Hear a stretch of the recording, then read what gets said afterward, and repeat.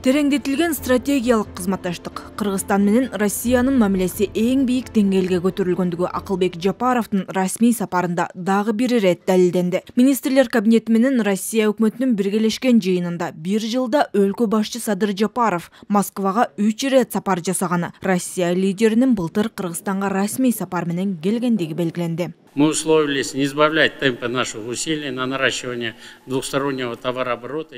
Мамлекет башчыларыбыз тапшырма бергендей, эки тараптуу соода жүгүртүүнү көбөйтүү боюнча аракеттерибиздин темпин басаңдатпоону макулдаштык. 2022-2026 жылдарга карата экономикалык кызматташтыктын өкмөттөр аралык программасы ийгиликтүү ишке ашырылууда. Орусиялык жеке бизнес жана инвесторлор Кыргызстандын мүмкүнчүлүктөрүнө көңүл буруп, ишин активдештиргени бизди абдан кубандырат. Биз россиялык инвестициялар үчүн ар дайым ачыкпыз жана инвестициялык сунуштарды ишке ашырууда максималдуу жардам көрсөтүүгө даярбыз. Чет элдик инвестициялардын 35% аталган өлкөдөн келет. 2023 жылдын жыйынтыгы менен жалпы көлөм $370 миллион түзгөн. Азыркы тапта биргелешкен ишканалардын саны 700дөн ашат. Успешно также работает.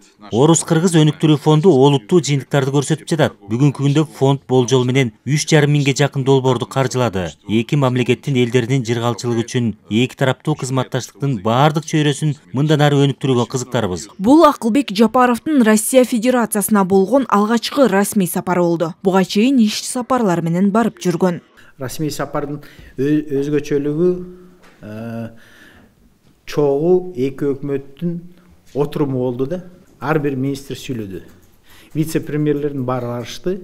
Анан кийин эки премьер-министр анын корутунду чыгарышты да. Мында карап көрсөк, өтө мамилеси аябай өнүгүп кеттир. Владимир Владимирович Путин, анан Садыр Жапаров мындай неме коюшкан максат 5 миллиардка чейин жеткиресиңер деп. Товарооборот 5 миллиардка чейин жеткиресиңер деп. Ошону кантип жеткириш керек? Эмне кылыш керек? Кайсы тармакты өнүктүрүш керек?